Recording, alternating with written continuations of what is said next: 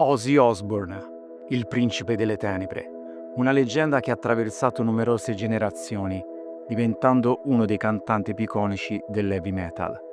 Con la sua voce unica, il suo carisma e una presenza scenica inconfondibile, ha lasciato un'impronta indelebile nella storia della musica.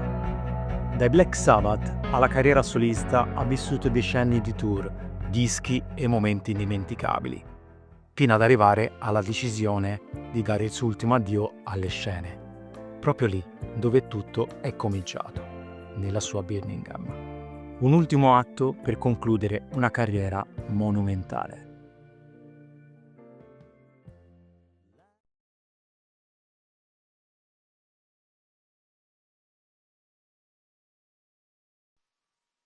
– 13 febbraio 1970. Nell'epoca dei fili dei fiori, della psichedelia e dei sogni di pace, arriva un temporale, oscuri presagi, campane in lontananza e poi un suono mai sentito prima. Registrato in una sola giornata, suonato dal vivo, con un impatto grezzo, potente, nuovo. L'album omonimo, Black Sabbath, getta i semi di una rivoluzione sonora. Sta nascendo l'heavy metal.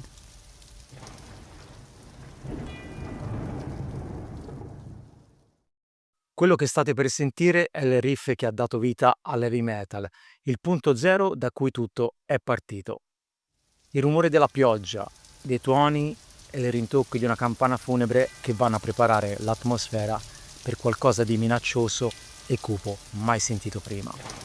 Un capolavoro che ancora oggi suona inquietante e potente.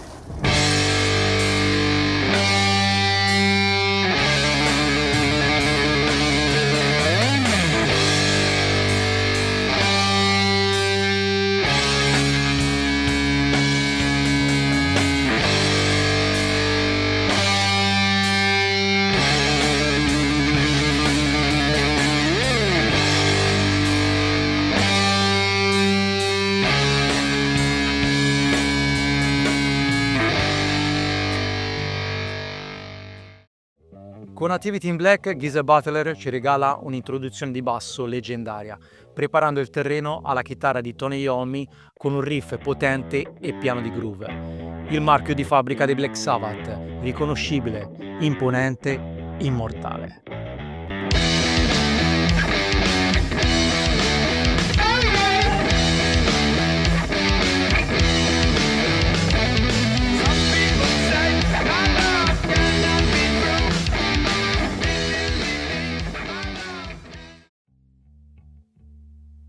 Se Black Sabbath ha aperto le porte del metal, il secondo album, Paranoid, le ha spalancate. È l'album che ha definito il suono della band, il disco che li ha resi leggendari. Un album costruito sui riff che hanno fatto la storia del rock duro, influenzando generazioni di musicisti. Da War Pigs a Iron Man, da Paranoid a Electric Funeral. Con Iron Man abbiamo uno dei riff più riconoscibili della storia del rock e del metal. È semplice, essenziale ma incredibilmente efficace. Un classico eterno.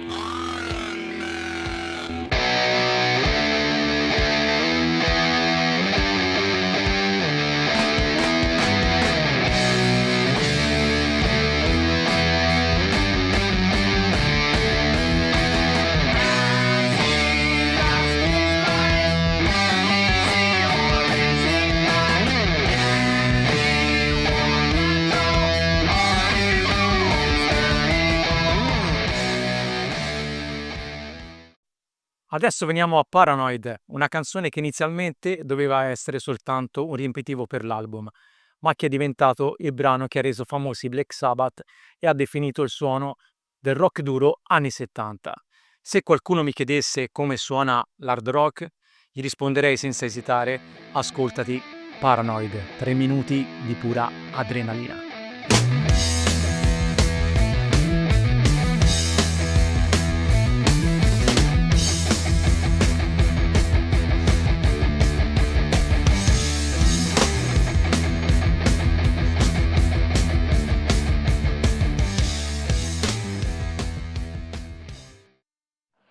Dopo il successo di Paranoid, i Black Sabbath decidono di spingersi oltre. Tony Iommi accorda la sua chitarra più bassa di un tono e mezzo, creando un suono incredibilmente massiccio e profondo. Master of Reality, pubblicato nel 1971, è l'album che porta il doom metal alle sue radici. Con riff pesanti e atmosfere oscure, qui il sound dei Black Sabbath diventa ancora più corposo, massiccio e iconico.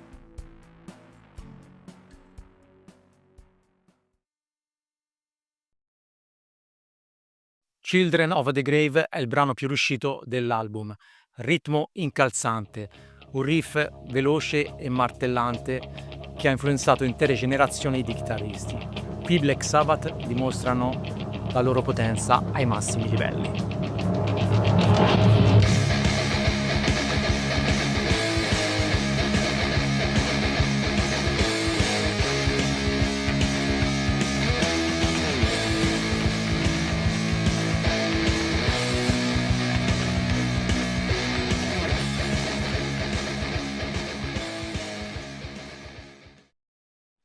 Dopo Master of Reality, i Black Sabbath non si accontentano di ripetersi.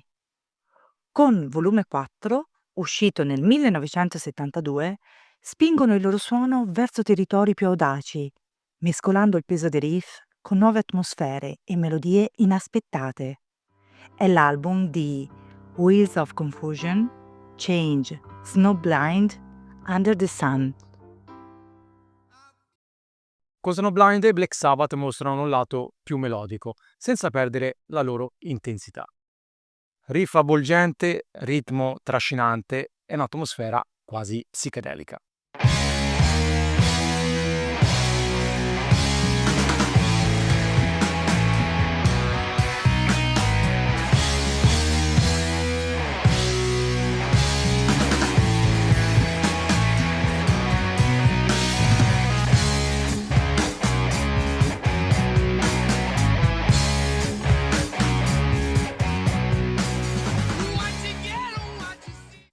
Con Under the Sun si torna al classico sound dei Black Sabbath, un riff sporco, pesante e potente. Tony Iommi dimostra ancora la sua maestria nel creare atmosfere oscure e schiaccianti con poche note essenziali.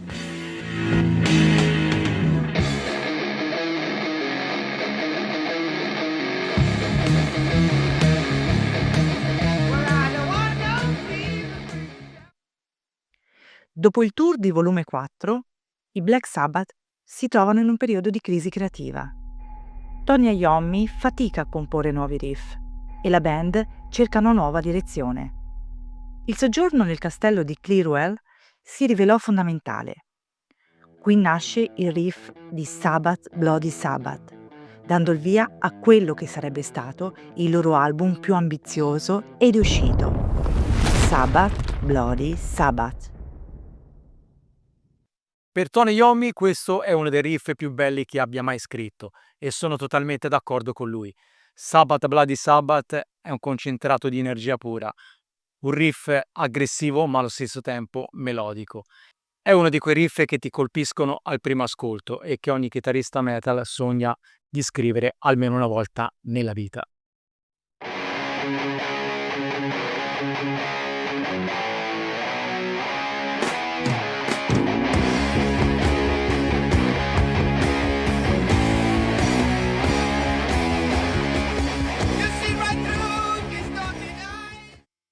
Ma Tony Iommi non è solo potenza e distorsione.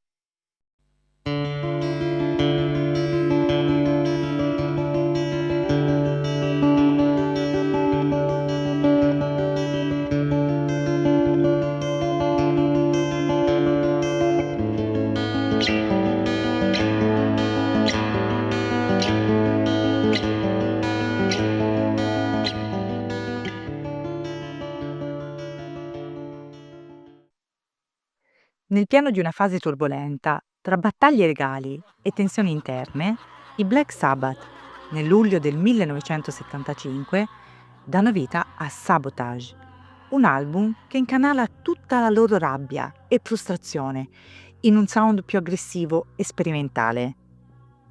Ozzy pur non avendo una grande estinzione vocale, offre una delle sue performance più potenti, spingendo la sua voce al limite e aggiungendo un'intensità unica ai brani. Con pezzi come Symptom of the Universe e Megalomania, la band alterna momenti di pura potenza a sezioni più complesse e di atmosfera. Nonostante le difficoltà, Sabotage resta uno dei loro lavori più intensi e riusciti della loro carriera. Symptom of the Universe è uno di quei capolavori indiscussi di Sabotage e tra i vertici dell'intera produzione dei Black Sabbath. Il brano si apre con un riff assassino, un concentrato di potenza e aggressività che ha influenzato intere generazioni di band metal.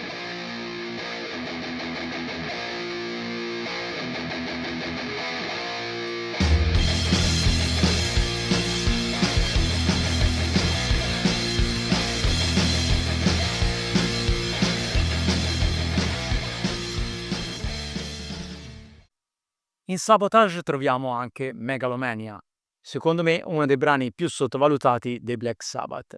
Ha un riff tra i più potenti e travolgenti della band. Il brano parte lento e inquietante per poi trasformarsi in una cavalcata pesante e dirompente. Un pezzo intenso e imprevedibile che dimostra tutta la versatilità dei Black Sabbath.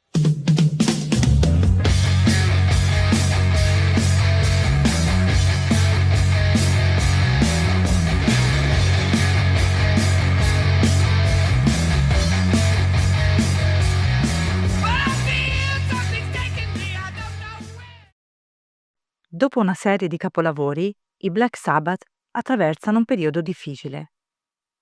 Technical Ecstasy e Never Say Die, usciti rispettivamente nel 1976 e 1978, non si rivelano all'altezza dei lavori precedenti.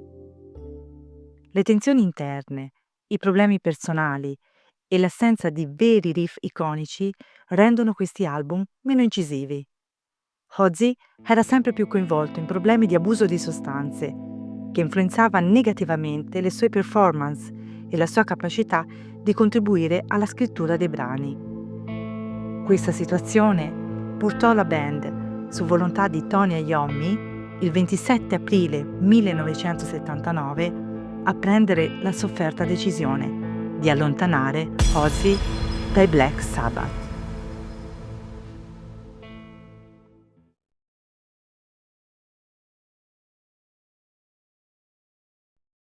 Dopo essere stato cacciato dalla band, Ozzy attraversò un periodo buio e autodistruttivo. Chiuso in una stanza d'albergo, tra alcol e droghe, convinto che la sua carriera fosse finita. Si sentiva perso, immerso nella depressione. Ma si sa, nessuno si salva da solo. In tutta quell'oscurità appare una luce anche per Ozzy.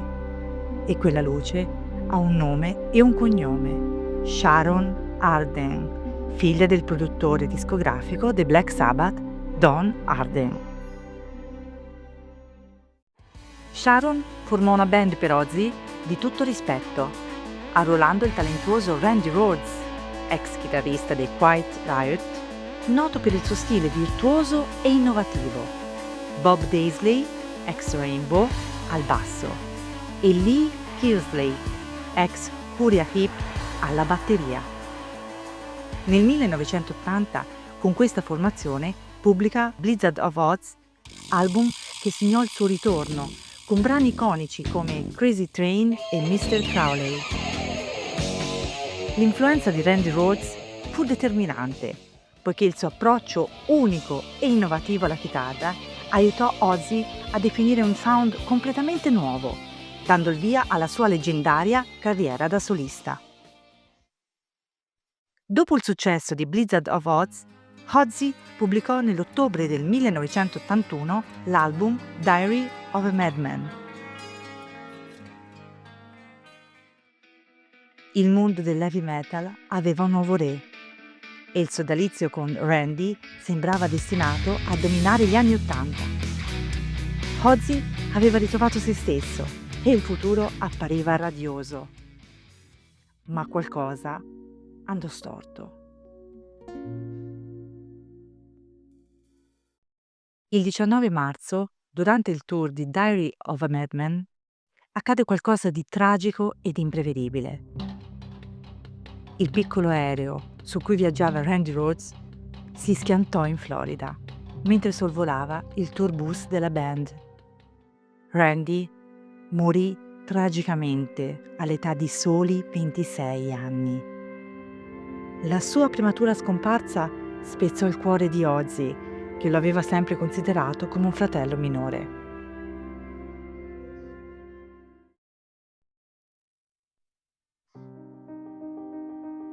Dopo la tragica morte di Randy, Ozzy entrò in una fase di profondo dolore. Tuttavia, nel suo spirito ribelle e indomabile, trovò la forza di continuare a mantenere vivo il suo nome nella storia dell'heavy metal. Il compito di raccogliere l'enorme eredità lasciata da Randy Rhoads ricade su Jakey Lee, chitarrista talentuoso, capace di portare una nuova energia al sound di Ozzy. Con Bark the Moon, album pubblicato nel 1983, Ozzy dimostra di essere ancora al vertice e la title track diventa rapidamente uno dei brani più iconici della sua carriera. Seguendo questo successo, arriva dopo 3 anni The Ultimate Sin, album che porta uno stile più raffinato e patinato, con Shot in the Dark a spiccare come brano di punta. Tuttavia, la collaborazione con Jakey Lee si conclude bruscamente, aprendo le porte a un giovanissimo Zakk Wylde. Dotato di uno stile aggressivo e di un suono distintivo e inconfondibile, oltre a una grande presenza scenica, Zakk diventerà il chitarrista più longevo di Ozzy. Con No More Tears, apice della loro collaborazione, Ozzy dimostra una maturità artistica mai vista prima. L'album, pubblicato nel 1991, è una pietra miliare della sua carriera, con una produzione raffinata e brani iconici come Mama I'm Coming Home e la stessa No More Tears, che mostrano un equilibrio perfetto tra potenza e melodia.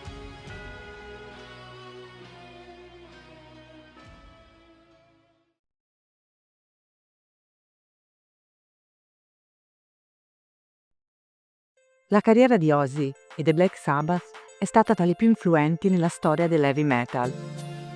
Dagli esordi della band, che ha dato vita al genere, fino alla straordinaria evoluzione solista di Ozzy. Il loro impatto ha lasciato un segno indelebile nella musica. I Black Sabbath hanno definito l'heavy metal, ispirando generazioni di musicisti con il loro sound oscuro, potente e rivoluzionario.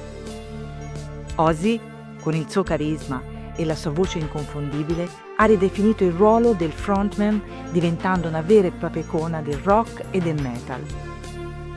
Il loro impatto è stato celebrato da leggende della musica, che li hanno riconosciuti come i veri padri del genere.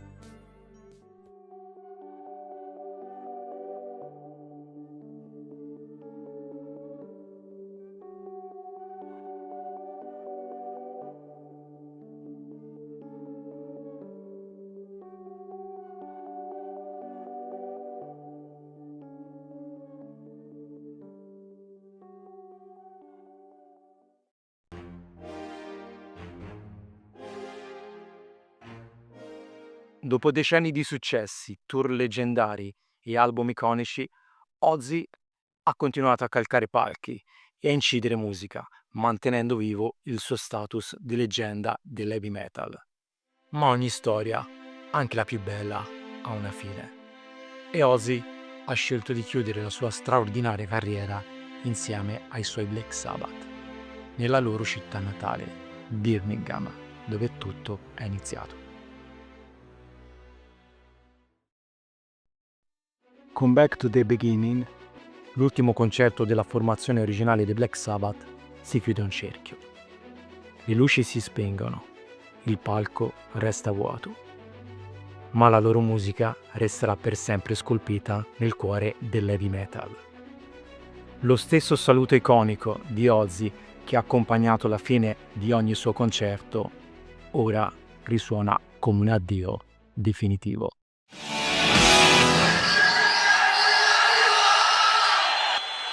Grazie a te Ozzy, grazie a voi Black Sabbath.